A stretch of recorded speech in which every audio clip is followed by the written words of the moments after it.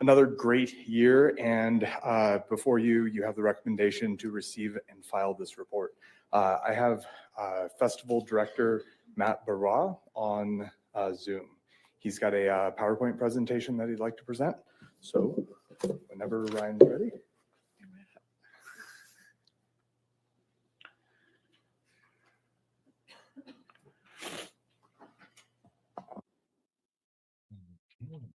Good evening. Can you hear me? Yes, perfectly. Excellent. Good evening, Mayor and Council. My pleasure to be here with you. We just had the 6th edition of the Yucca Valley Film Festival. As usual, I say it every year, but it's a joy ride. Really, it's an event that we take a great pride in organizing and in presenting to the community. And we wanted to thank you for your renewed confidence and trust in us putting this event out for the community. So we have a quick presentation for you. So first, we had a great review by the magazine Indie Rap. If you're a filmmaker, if you make movies, if you had your movie reviewed at any time, you are going to be very proud to have an Indie Rap review. And they identified the Yucca Valley Film Festival as a gem of film festivals. So we are very proud of that. And they saw that special thing that we have in Yucca Valley. So that was the 6th edition already. I'm going to show you pictures and infographics and a ton of stuff. If we can move to the next page, please. Thank you very much. So first of all, it was one of the best attended edition that we had at the festival. Over 1,000 people showed up through every night, every day. As you know, we start on Friday, 5 p.m. for the filmmakers and 6 p.m. for the main audience. And we never stop until the end of the festival on Sunday evening. It's really a marathon. It's a nonstop run to go through all the events, all the screenings. And once again, the community showed up. As you can see in the picture, we had a ton of people from the community. We received more than 400 movies this year from 29 different countries. This is important because, first of all, it means even if we are kind of a smaller festival, a community festival, we still receive a lot of submissions. So that's a lot of work to watch the movies, to review them. And that's what we do for 10 months before we actually arrive to the film festival. And what interests me the most is 29 countries. That means people in Madagascar, India, China, Mexico, Argentina, Canada, Europe. We receive movies from all over the place.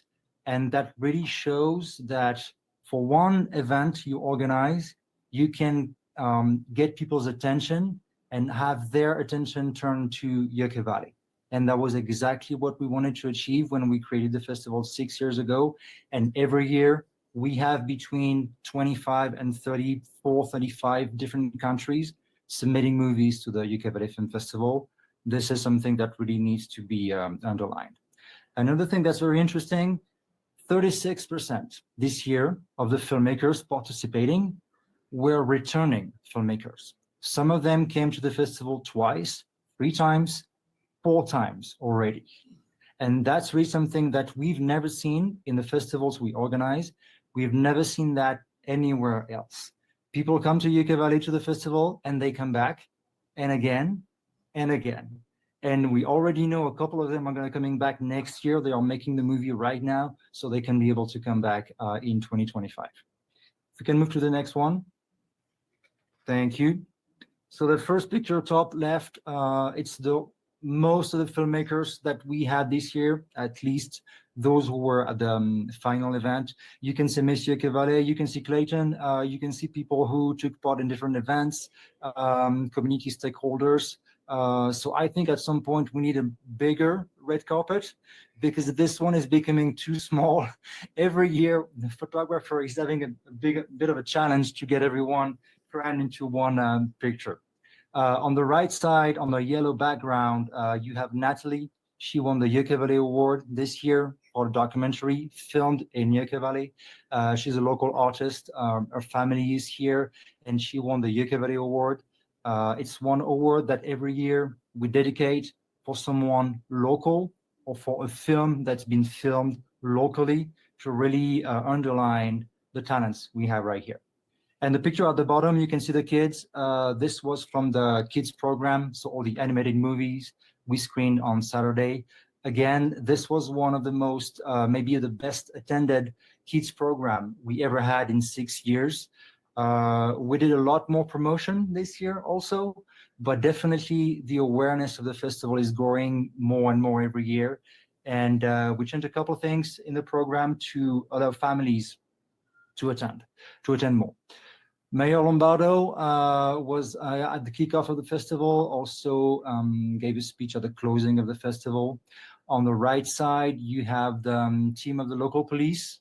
They were here on Saturday night for a meet and greet. I'm going to come back to that later. On the bottom side, you can see the families and people having fun on the red carpet. That's something, again, that we are very happy that the community embraces it, that moment, especially for them. And on the bottom right, you can see one of the many picture signings that we have. I'll come back to that later also. If we can move to the next one. Thank you very much. A couple reviews. So again, and from the start, the film festival, Yucca Valley, we are a 5 stars reviewed film festival on the platform Film Freeway. Film Freeway is the one place where people submit their movies, and their reviews influence a lot the next filmmakers who are going to send movies to Yucca Valley. So a big part of our job as festival organizers is to really have the filmmaker enjoy the festival, so they leave a great review, so they're going to help other filmmakers to know what they can expect from Yucca Valley, the town, and Yucca Valley Film Festival as an event. And we also were featured this year in a ton of national press outlets. I'm going to go back to that, but you have one from Fox right here.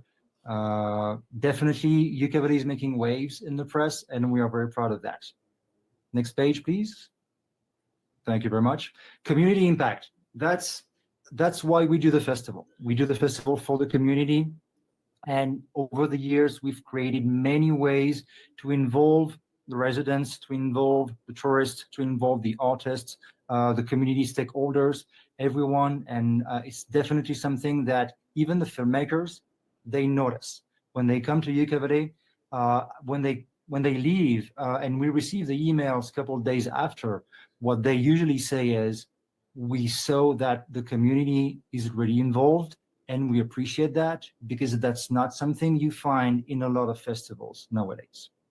On the bottom pictures, on the left one, you have Miss Yucca Valley Court with one of the filmmakers, happy filmmaker to be in such good company.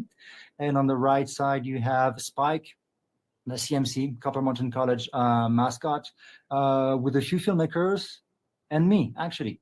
If we can move to the next one. Thank you.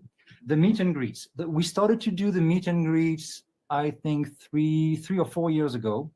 The idea is very simple. We picked 3 community organizations, nonprofits, sports club, organization making a difference in the community.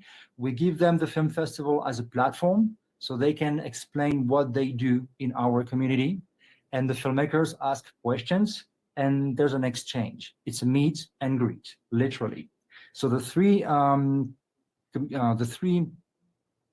groups this year were the Supernova All-Stars from 6, I think, to 12 years old. So we had baby cheerleaders doing a performance. And then we had the team of Captain Warwick on Saturday and Miss Yucca Valley on Sunday. If we can move to the next page. Thank you. So on Friday, we had the group of the Supernova All-Stars. It's a new cheer and dance group of kids that we have in the high desert. And that performance was their first ever public performance. And we worked with them for a couple months ahead of the festival, and they created a special dance only for the film festival that was inspired by the Netflix Wednesday dance that was a hit on TikTok a couple of years ago. And they used that, and they also showed some aspects of their own routine. And they did actual stunts, you can see on the pictures, jumping up and down, doing the, I don't know what that's called, when they do the kind of the pyramid like that. So they explained what they do. The coaches were there. We had them on the red carpet, obviously. As you can see on the first picture on the top left, you can see a phone, a cell phone, and that was a live streaming on Instagram. Most of the Q&As, the meet and greets, the performance, and even some of the picture signings, we streamed live on Instagram, and that was very effective.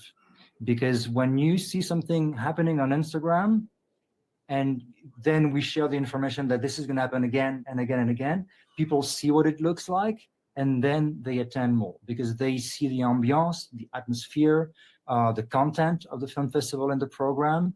And that also allows for some family members or people who could not be with us in person to join us through the live screening, especially on Instagram. On the next page, we're going to see that we did something very special this year. This is the first time we had such a community, a group from the community. We've been trying to have Captain Warwick and his team for a couple of years, and the dates fell in the right place this year. So they came and they explained what a day looks like, what's a day like in police officer in Yoke Valley and Joshua Tree and 29 in the Monroe Basin. We also talked about how TV shows and movies sometimes are not realistic. Captain Warwick was actually a consultant on a couple films, so we had a very interesting back and forth and discussion with the filmmakers and the audience members about police shows and movies, and how sometimes it's hard when you're a cop to watch a movie or a TV show because it's not realistic, because it's not the way it actually happens in real life. So that was interesting. And on the second half, Captain Warwick brought 3 police cars that were parked in the back of the community center, and they allowed the filmmakers to step inside the cars to look at the equipment. They explained how the computer works. They showed us all the tools they use on a daily basis. And that was really something unique, because usually when you're a filmmaker, you want to know these things. You want to know how a shield works. You want to know how's the inside of a police car, because if you have to write a scene in a script that's happening in a police car, if you've been there, you're going to be a better writer, and then you're going to be a better filmmaker. And that was also an opportunity for all the team of Captain Warwick, and I'm very grateful for them, to explain what they do in our community and how they are a resource and an ally for our daily lives. On the third day, we brought, on the next page, please, we brought the filmmakers to the White Horse Ranch. That was on Sunday morning. That's a ranch that's up in Landers, between Yoke Valley and Landers. And that's a place where they have filmed commercials, TV shows, movies. Sharon Stone was here. Billy Cyrus shot a music video here, Western movies, of course. It's a whole small city, actually much bigger than Pioneer Town, and it's an actual set. Everything is real, and we brought the filmmakers there, and we had the meet and greet with Miss Yoke Valley on location. We discussed about the Miss Yoke Valley program. We had an exchange between the team spirit and the team effort. How does it work when you're Miss Yoke Valley to be engaged in the community? How does it work when you're a director of a movie to engage with your team making the movie? So that was very interesting. And once again, Miss Yoke Valley and the whole court and John were a resource for us to help bring the filmmakers into the vibe of our desert. That was a very successful event for the filmmakers. That was one of the biggest highlights of the weekend. There are many, many more pictures on Facebook. If you're interested in anything that I'm presenting, we have thousands of pictures on Facebook if you want to see more. If we can move to the next page, please. Thank you very much. The picture signings, we started to do them again, I think 2 or 3 years ago, and now they became one of the main attractions of the film festival. After each screening, all the directors, actors, filmmakers, producers sit behind these red tables. And it's a moment that the community members and the festival goers use to ask even more questions to the filmmakers. They get an autograph and they get to make friends, and they really go into long discussions sometimes, and Mayor Lombardo can attest to that because he was at a couple of those. And some of these picture signing events were like 45 minutes long. On the schedule, it was supposed to be 10 minutes, but sometimes bleeding between 2 events, people would not leave and they would want to stay with the filmmakers. And the filmmakers, again, said, I never experienced that on any other festival. There's really a community factor to the UK Valley Film Festival that makes us very different from any other event. And it's a very simple idea. Again, it's not something groundbreaking, but creating the context and the environment from any resident of UK Valley or the Morongo Basin to meet and have 10, 15, 20 minutes with an artist from LA, San Diego, Texas, Taiwan. That's something very valuable, and I'm very happy for the community to enjoy that platform. Next page, please. Special events. We did a ton of special events. The first one that we are very proud of, that was announced on the radio before the festival, we've been able to secure 1 episode of the Smurfs, so the international animation franchise. And that was really to the joy of all the kids who attended the film festival. And that was our main feature at the end of the animation block that we had for the families this year. Then you have a couple of pictures of the red carpet. Again, it was very interesting and very pleasing for us to see that people made the effort to dress up and to enjoy the red carpet to the fullest. Even if it was a little cold some days, but the temperature was actually pretty good this year. So you can see Janie on the left. She was one of the documentary filmmaker. In the middle, you have Ethan, who's one of our residents in UK Valley, returning to the film festival. Also, he was one of the artists showing a couple of years back. And on the right, the 2 guys standing here with a badge, they come from Taiwan. So again, that's really to tell you the attraction that the UK Valley Film Festival can be. Filmmakers coming from Taiwan, making a movie, showing the movie to the kids. It was an animation film. It's really important for them and for us. And you have a dog. We had a couple dogs this year enjoying the red carpet. That was pretty fun. Next page. State of Hollywood was a very successful event. I'm going to go quick on this one. Brent Huff, who was the winning documentary filmmakers 2 years ago, came back, introduced our new masterclass speaker this year. And we did a whole 1 hour panel about the state of Hollywood, because as most of you may know, there's a dire situation in Los Angeles right now. Most movies are going away to Texas, Ireland, Nevada, other places. So we discussed all that with actors, producers, directors, and that was very interesting. The roundtable has become a staple of the UK Valley Film Festival. So we had 9 script writers and composers this year. Again, a very interesting piece of panel to discuss the craft of writing scripts and the craft of making music for the screen. Next page.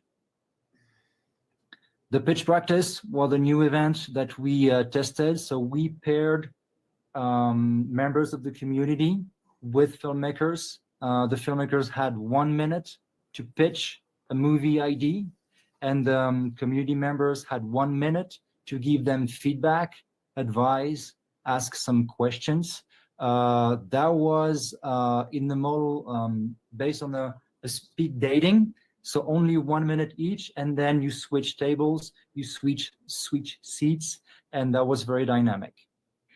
The masterclass was with Shane Stanley. Shane is a director, producer, editor, 11 times Telly Award winner. He's got a couple of Emmys also, and he came to Yucca Valley for the masterclass, talked about his movie #1 on Netflix, talked about his movie #1 on Hulu, different film. And again, that was 1 hour and a half of discussion with him. And then another hour easily at the signing table, shaking hands and meeting members of the community and answering more questions from the filmmakers, from people in the attendance, from everyone, literally. Next page. Matt, if you can go ahead and just focus on your highlights and then wrap it up. We're just running a little bit long on this item. Absolutely. So the awards, you know about it. We changed the concept a little bit this year. That was faster, as I'm trying to be. The industry event, I talked about it. Pictures, pretty pictures. Let's move to the next page.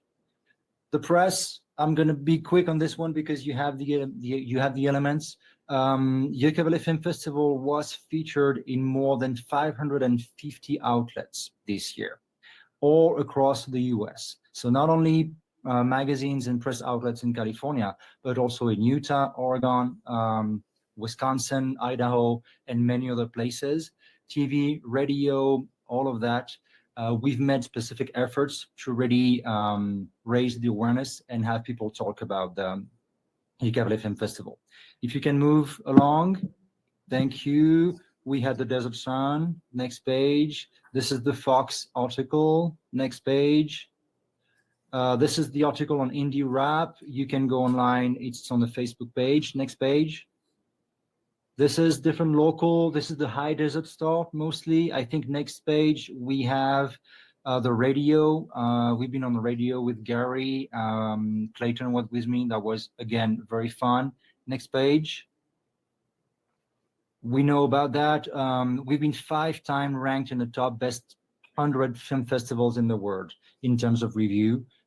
We keep going. I don't know where we're going to stop, but we're going to keep doing that. Economic impact, I'm going to be very quick. Basically, most of the filmmakers we receive are going to be from California. But when people come from Texas, from Taiwan, from other places, this is very important to them. They made a choice to come to Yucca Valley, and that's our job to make the weekend very special for them. Next page. Accommodation, that was interesting because in a couple of previous years, filmmakers used to go to short-term vacation rentals, Airbnbs. Now the trend has reversed, and most of them stay at a hotel in Yucca Valley because they want to be as close as possible to the community center so they can attend most of the events that the festival has to offer. Next page. Travel, most of them come driving. It could vary in the years. Sometimes we have people coming by plane using the Yucca Valley Airport. So that's a question we ask every year. Next page. People were very, very interested in attending the awards. Most filmmakers understandably want to know if they win a prize. And we've changed the hours a little bit this year. And the final night was maybe the best, I think, in my opinion, the way I felt it was the best closing night we had in 6 years. I can give you more details about that if you want later. Next page. This is the expectation of the filmmakers. Nothing very important to see. Let's move on. That's a review. On the left, you have Josh returning 3 times to the Yucca Valley Film Festival. On the right, he's a local artist. Next page. Okay, 2025, if we can move on to the next page, we are renewing the skeleton, the structure of the film festival, starting on Friday, going through Sunday night. In blue, you have the screenings. In yellow, you have everything that's picture signing, Q&As, discussions, exchanges, all of that. And in purple, you have the industry events. So the roundtable, when we visit a movie set, stuff like that. That formula works very well. Every year we switched a few things but definitely this is a formula we want to keep. Next page, please. And for the 7th edition, we would like to confirm the dates as soon as possible, because as you know, there's a lot of events in the basin. And if we can announce the dates in advance, that helps a lot for program. And that also helps a lot all of our partners who know what weekend it falls. And so we can all organize our work. A few recommendations we wanted to make, but definitely the whole, like I said, the structure of the event should remain the same because it's a successful formula. But definitely we want to keep moving things in and around, so we keep the festival fresh every year, even if the structure keeps the same. I'm not sure we have a next page after that. We do have, yeah, the kids. But definitely it's one of the highlights. We wanted to thank you because it's been 6 years already. We wanted to thank the council members, the current mayor, all the previous successive mayors of Yucca Valley, the stakeholders, the community, obviously, because the participation and the attendance is growing every year, and we appreciate that. We wanted to thank town staff, from the city manager to the volunteers, because we do all the program, but when we walk in the actual room, we step into Yucca Valley Town Hall, we step into Yucca Valley territory, and we want to keep doing that and respect the work of everybody working for the film festival. The PRCC, obviously, never forget them. And Ryan at the AV table. Ryan, I forgot to thank you when we wrapped the festival this year, but I didn't want to forget to thank you today. That's it for me. Thank you very much. Thank you, Matt. So that concludes the staff report, the recommendations to receive and file, and staff would be happy to answer any questions following public comment. All right. Thank you, Clayton and Matt. I appreciate that. We appreciate that. Are there any comments from the public on this presentation? Mayor, we have a request to speak from Eric Menendez. All right, Eric.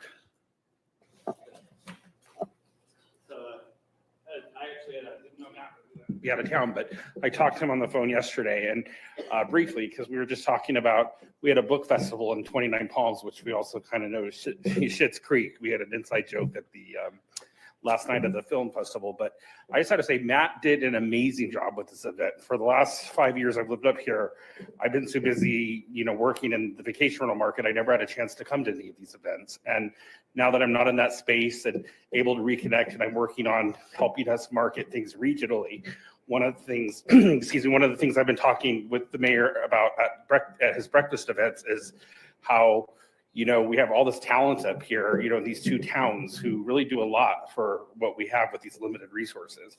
And Matt and I have worked together in tourism with the California Welcome Center and so forth. I think he's a great resource, and I just hats off to Matt and the city staff and Clayton, because Clayton worked his butt off that weekend. So anyways, I just want to say great job to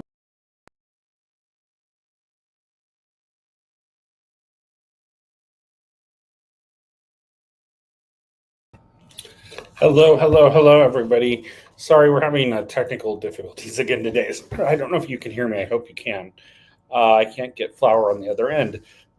But I just wanted to check in with you since we said we were going live.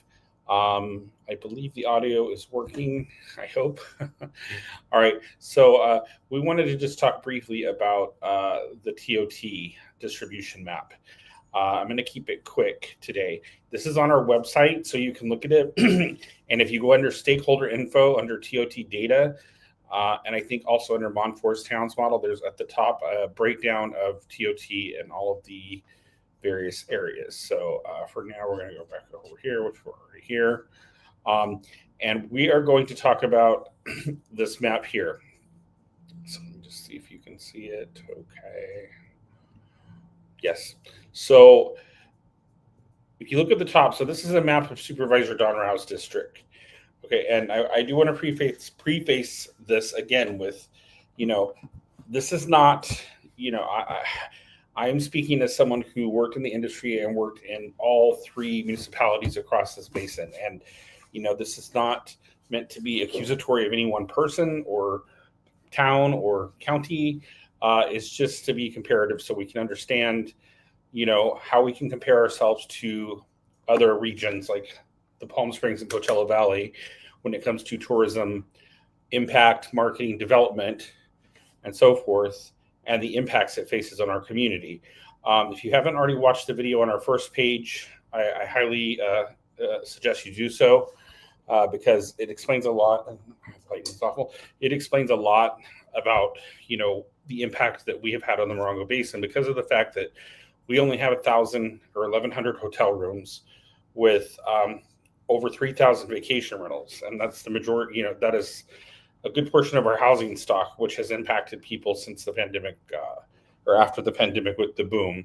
So we're going to be talking a lot more about this. We're going to have a lot more information, including an option for us to get some professional assessments and studies done of the region, which I think would benefit everybody because I think this is important. So what I want everyone to understand is there are 2 incorporated communities. The town of Yucca Valley, which is on the left of the map here on the left side, which is right here. And I don't know if you can see the cursor on the thing, but and then you have the town of 29 Palms, which is the city, on the right side, which is in red. Now, if you look at these 2 towns, these numbers under here on the left side is Yucca Valley on the bottom. Now, their transient occupancy tax is 12%. Now, all of that 12% goes directly to the town, to their general fund. And out of that, the town donates, initially it was $70,000 per year to help with the operation of the California Welcome Center Yucca Valley. But what you need to understand is the California Welcome Center at Yucca Valley is overseen and managed by a board, which is called the Desert Regional Tourism Agency, which was established in 2004. It is governed by a 5-member board. However, it was out of compliance with the Secretary of State from a period of, I want to say 2005 or 2006, I can't recall, all the way up until several years ago. So they weren't filing their statement of informations. So we have no idea publicly who's on the board. And again, this is not suggesting anything wrong has gone on because as we know, before 2015, tourism was not what it was that we're facing today. So in any case, Yucca Valley now gives an extra $50,000, I guess, as of the last year, because as you know, tourism, they need more resources. So Yucca Valley has been absolutely great in supporting tourism and, regulation as far as short-term rental ordinances and so forth.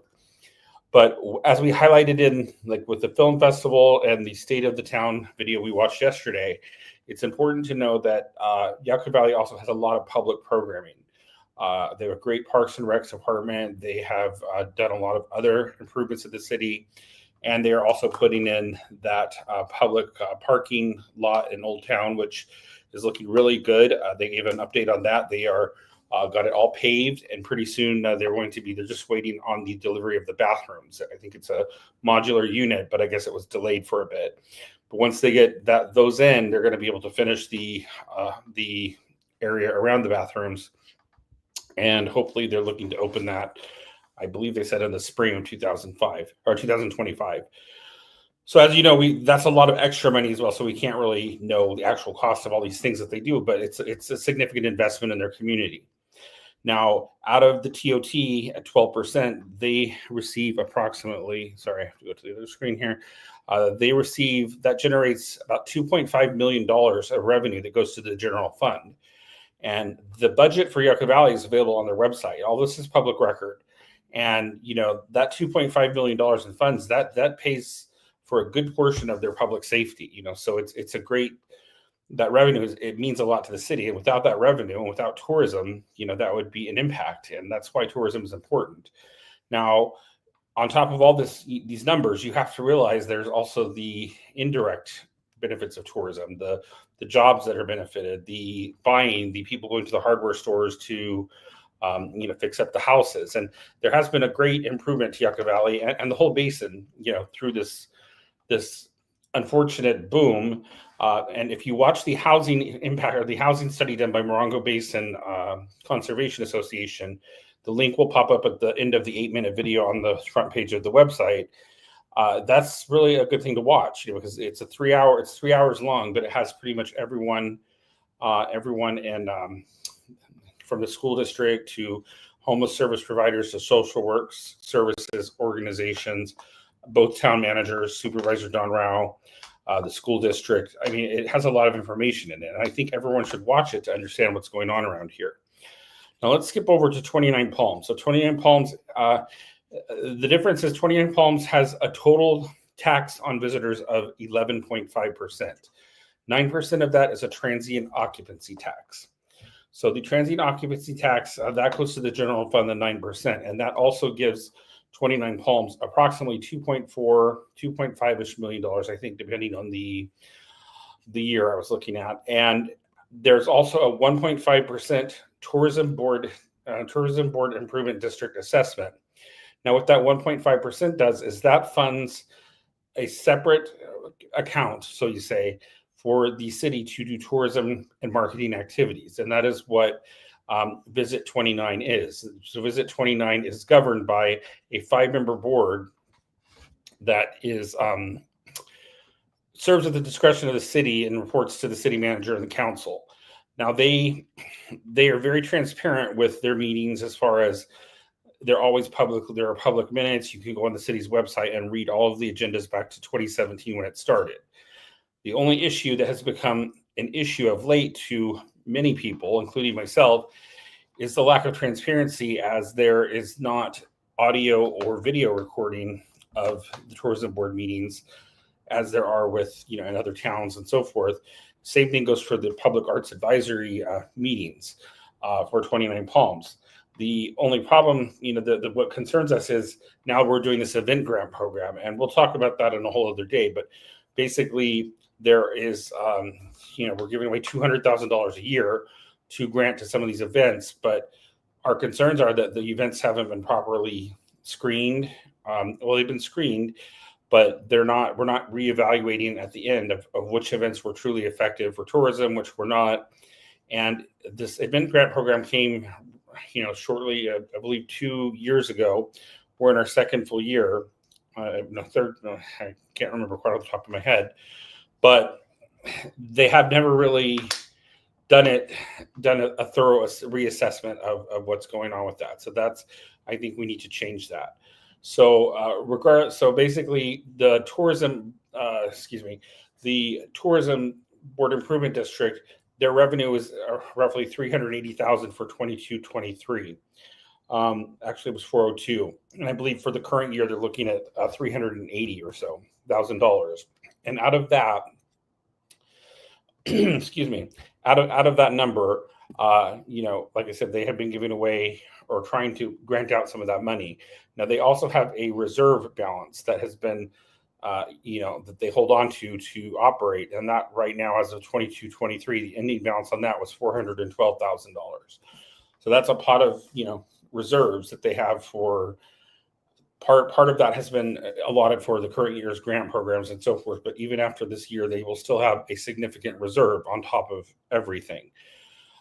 The operation of the visitor center and the salaries and so forth, that runs approximately $150,000 or slightly more in staff salaries and so forth. And then they do have a separate budget in which you can see their total operating budget for cost as far as marketing and so forth.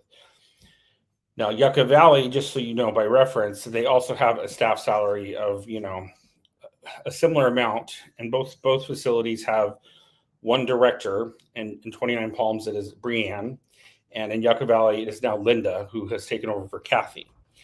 Kathy Amar was with the visitor center for quite some time, and now she's been trying to go to part-time, I guess, to retire, because she worked really hard, and she's done amazing work, and they both have. This area has grown, and we couldn't have impacted what tourism would have, sustained. I mean, would have turned into after the pandemic. I mean, it's been a lot. But these two visitor centers are basically have one full-time director, and I think they both have maybe one part-time staff. I'm not sure for the Yucca Valley Center because, again, it's not all publicly accessible. So they both need more staff, definitely, for sure. They need more help, but at the same time, there's a lot of marketing in this region that really they could work together more, and it would really help us out, and we should know what each other are doing because we are neighbors. Now, I want to talk about the county. So you have the county in the middle here, which is these big numbers on the top. So for the 22-23 fiscal year, the county took in $16.39 million total in occupancy taxes. Now, to understand this, on that sheet we showed you yesterday, which are on our website, which has the breakdowns, Airbnb and other large platforms do not separate out, where their transient occupancy tax comes from. So basically, they write one check for the entire county. So therefore, you can't know exactly how much was generated in Joshua Tree versus Pioneer Town versus Morongo Valley and so forth.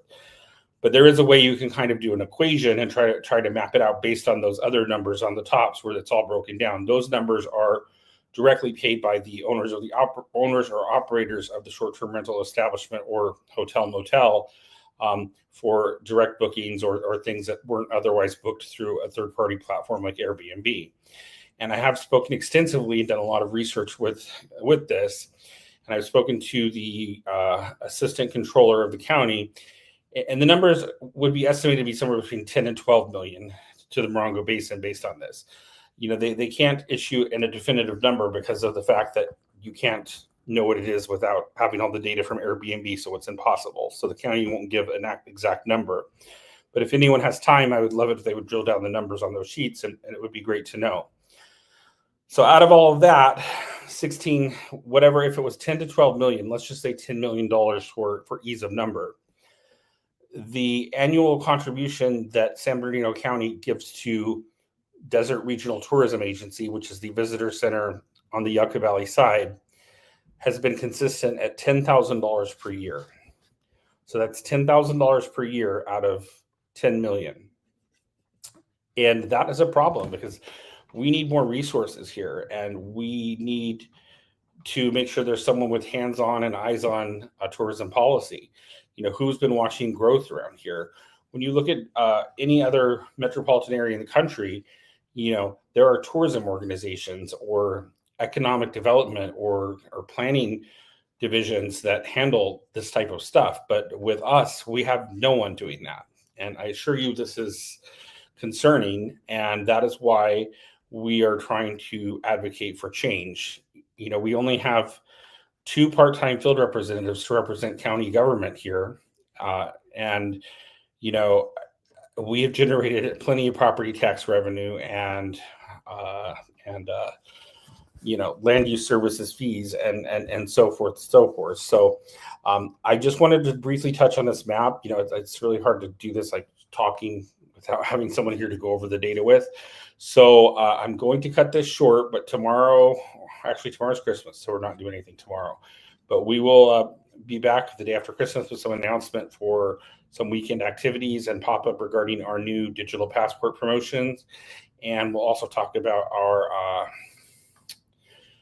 upcoming events in February. We're going to be doing a community wellness symposium, and we're going to feature community resources, local nonprofits and organizations from Coachella Valley who will be coming up to show us what services they have available just down the hill, because we all know Desert Hot Springs, Palm Springs is a 45-minute drive from our region if you're coming from Yucca or Morongo. So I think there's a lot of resources here. We're going to chat with some people that we've been working with down here, and I think it will be great for everybody. So until then, thank you for joining us. I'm going to end the stream now, and we'll catch you soon. Bye-bye.